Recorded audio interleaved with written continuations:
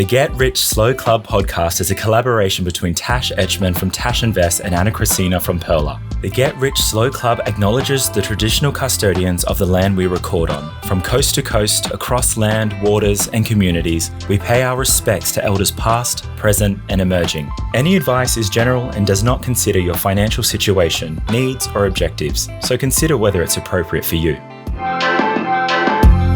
Welcome to the Get Rich Slow Club podcast, where we take you from beginner to confident investor, where we can teach you everything you need to know about investing. So come get rich slow with us. In this week's episode, we will go over the most common ways to invest for a kid, what you need to consider tax-wise, and we will also hear how others from our community invest for their kids. So this episode is actually inspired by a chapter in Anna's book, Kids Ain't Cheap, which dives a bit deeper into this topic. Let's get started. Do you have a money win or money loss for us? Because we're on the topic of kids, I definitely do. And it has to do with the debate behind whether I send my child to kinder, which is free here in Victoria, or to early childhood education and care, also known as childcare, which would cost money because the kinder part would be free, but then I'd have to pay money for the long day fees.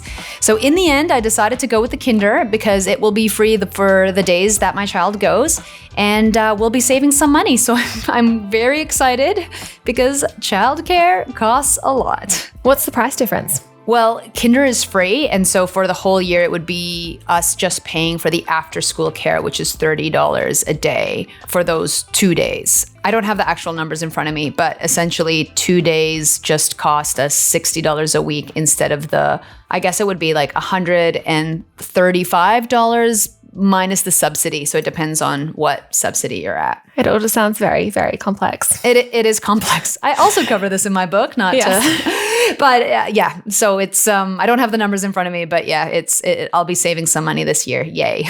I didn't realize how complex it was until I read your book. And I was like, wow, there is so much to consider. Even explaining it is hard. Yeah. It's just, you don't know if you don't have kids, I guess. Exactly. What's your money win or loss? I've been really struggling to think of money wins and money losses. It's quite interesting when you sit back and reflect on what your favorite money win was or what was a money loss. But this one, I've been paying for Kindle Unlimited and I've been reading a lot, so it's definitely worth it for me. It's around $14 a month and I can definitely read like a book or two a week pretty quickly. So it's very good value. Well, that's less than a cost of a physical book. Yeah. And it's so good because when you finish a book and there's a series, it just tells you like, here, click here to download the next one. So you can instantly get a new book. It's amazing. Oh, good win. So let's get started. A 2021 report by Founder found that 7% of children under 12 have an investment brokerage account.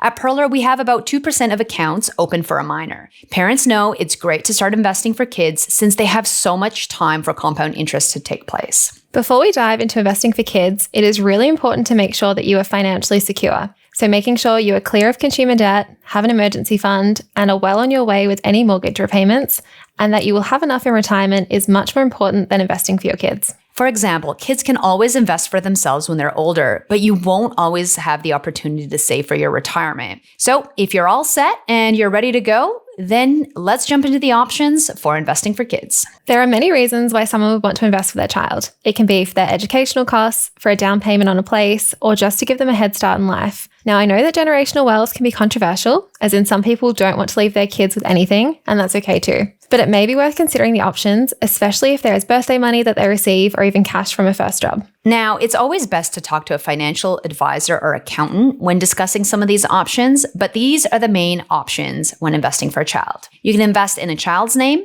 an informal trust or minor's account, a parent's name, a family trust, investment, insurance, or education bonds, and superannuation. So let's dive deeper into each of these. So the first option is investing in your child's name. There are a few tax implications if you invest in a minor's name. In fact, many brokerage platforms don't even give you the option, but only allow you to invest as a trustee in the parent's name, which we'll talk about in the next option. If a child is under 18 years of age and owns shares, they can only earn $416 tax-free per financial year.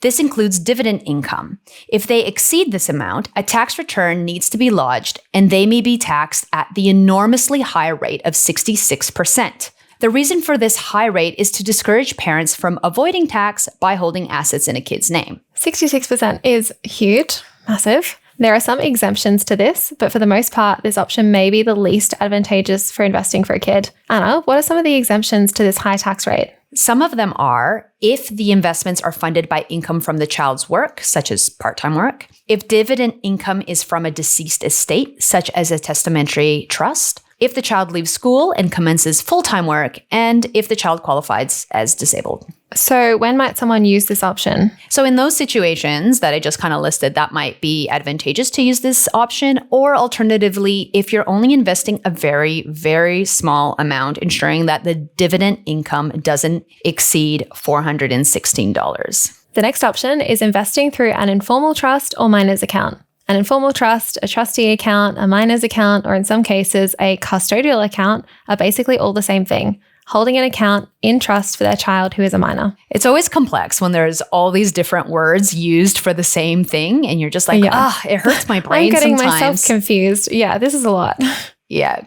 And similarly, this is not to be confused with a formal trust, which we'll talk about later. So in this case, in a minor's account or an informal trust, the parent acts as a custodian and invests on behalf of the child. And when they turn 18, shares can be transferred to a new adult brokerage account held by the child. So in this case, the parent is the legal owner of the shares and has full control. The kid is the beneficiary. There are two options when it comes to tax. Either the parent would need to claim their tax file number on the account, and the income would be taxed to the parent. Otherwise, if you use the kid's tax file number, this would be similar to the first option, investing in a kid's name that we just talked about. The advantage of this approach is that usually capital gains tax won't apply when there is no change to the beneficiary, in this case, the child for whom the investments were intended. Vanessa from our community said that she decided to invest $25 each for her 3 kids into minor accounts under her name, and they invest in an all-in-one ETF. This is definitely something that I would consider for my kids, but I would do so maybe when they're older and can talk to them a little bit about compound interest and use maybe money from their first job to kind of set this up for them. I do like this option for them though. The third option is investing directly in your own name in a brokerage account. A simpler option is to invest for your kid in your own name, in your own brokerage account. The idea is that you track your kids' investments within your own account. You can do this by opening a new account with a new holder identification number, also known as a HIN, or you can choose a specific ETF or share that's dedicated specifically for your child. This is so you can track the gains and dividends to make accounting easier. Again, the dividends will be taxed in the owner's name. So if you're coupled, it may be advantageous to put this under a lower income earner parent, as dividends are taxed at the marginal tax rate. And when you do transfer ownership of investments, so you eventually gift the shares, a CGT event may be triggered, which is a capital gains tax event. There's no way to transfer investments to your child without it impacting the investing parent's taxable income, as CGT is applied to the account owner's marginal tax rate. It may be advantageous to discuss with a financial advisor or tax accountant the best way to use this strategy, especially in regards to gifting your child investments when triggering capital gains tax. Here are some more responses from our community. Byron says, we use Vanguard Kids Auto Invest into Vanguard High Growth Index Funds. We just put away $25 per fortnight and we started after birth. Zach said, we also use Vanguard and auto invest into VAS under my wife and I's name, planning on giving it to them after they complete school. And Hakan says, we invest in the lower income earner's name. We don't intend to give the kids a lump sum, but instead we want to match their savings. We're not sure when we'll tell them about it, as they're only 3 and 1, but likely we'll want to encourage them to be interested in investments. Currently, we're buying VESG for them. I really like VESG. A side note, that's the international index in the international ethical ETF, isn't it? Mm-hmm. It's actually funny. I also do this. I invest in VESG for my kids as well. And I opened a separate HIN for them so that I can keep it separate to my own and watch it grow over time. Oh, so this is an same. option. Yeah. This is an option that I thought was just easiest when it came to accounting. It was easy to set up. The only challenge is the capital gain tax and also, I guess, paying dividends. But I just wanted the flexibility. So you've opened a brokerage account in your name for your kids? Yeah. Okay, yeah. Awesome. Yeah, it gets pretty complex with all these different options. The next one we have is investing via a family trust or a discretionary trust. A family trust can have substantial tax benefits, but the initial setup and ongoing costs may not be beneficial if the investment amount isn't substantial. A family trust can be established with an individual, such as a parent acting as a trustee. The trustee can decide how the trust's assets are invested. They legally own the assets on behalf of the trust, while the family family members, including the children, are the beneficiaries of the assets held in trust. The trustee can distribute these assets to the children either over several years or within a single year as they see fit, respective of their marginal tax rates. However, trusts don't allow you to overcome minor tax rates. So if you distribute taxable income above 416 in a financial year, the 66% rate still applies, voiding the benefit of the trust. Hence, it may be advantageous to talk to an accountant or financial advisor to decide when it is best to distribute income from the trust. Also, if structured correctly, a family trust can provide flexibility and asset protection because the trust can invest in various assets, not just shares, but property as well, as it's considered a separate legal entity. So this strategy is typically recommended by financial advisors to higher net worth individuals or families with significant assets who can benefit from the tax advantages and asset protection offered by a family trust. Okay, the next one is investing via investment or insurance bonds. Investment bonds, which are not to be confused with bonds you buy on the stock exchange, or insurance bonds, are investment vehicles that provide tax benefits to those who want to invest for 10 years or more without touching the money. After 10 years, you can withdraw your investments tax-free. While your investment is growing, any returns you earn before the 10 years are up are taxed at 30% and are not included in your tax return. They are actually taxed within the bond. With an investment bond, you have flexibility to choose what to purchase within the bond.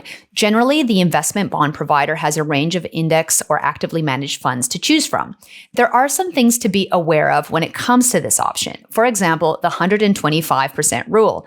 This means you can only contribute up to 125% of what you contributed the previous year. For example, if in the first year you contribute $1,000, the next year you can contribute up to $1,250. But if you don't make a contribution one year, you will not be able to contribute in subsequent years. The reason being 125% of $0 is $0.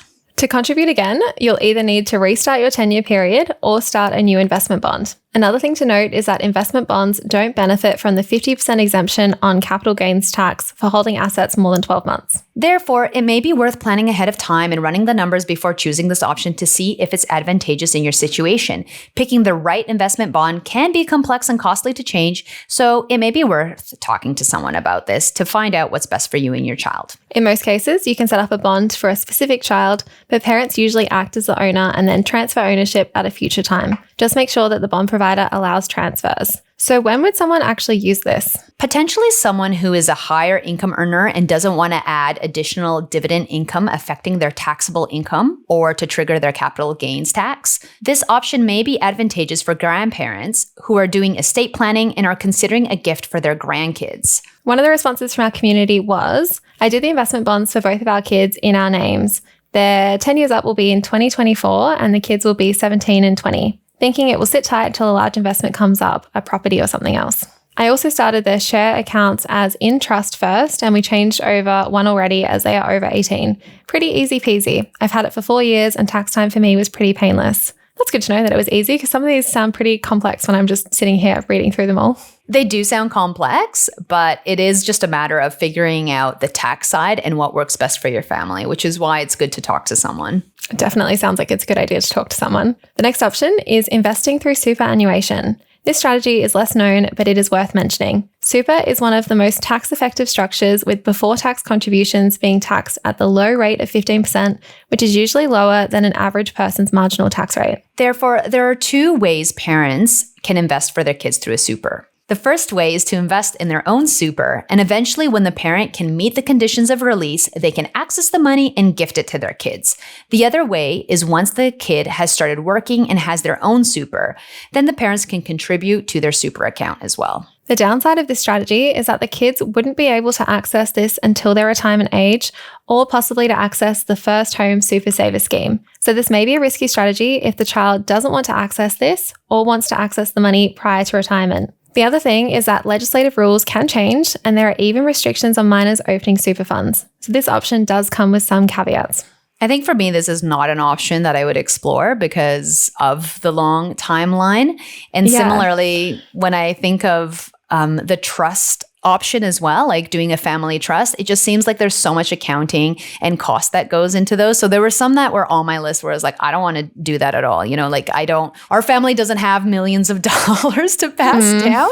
So some of these options were just not of interest to me. Especially the super one. Like I'm a bit on the fence about adding to my own super fund because I feel like retirement is so far away. I couldn't imagine putting that in your kids' super fund when they're 1 or 2 and they've got 65, 70, 75 years left before they can access it. It might be different though. You might feel differently if you're an older parent and your kids are, getting to 19, 20 years old and you're retiring. You might want to invest in your own super and do that. So there's a lot of pros and cons for them because it really depends on if your kid is 1 or 2 or if your kid is 16, or you might have a 30-year-old kid that you want to do something for, right? Or what they want to do with the money as well. Like, do they want to buy a house? Are they eligible for the first time super saver scheme? Lots to consider. So let's move on to the fun part of this conversation, which is taxes.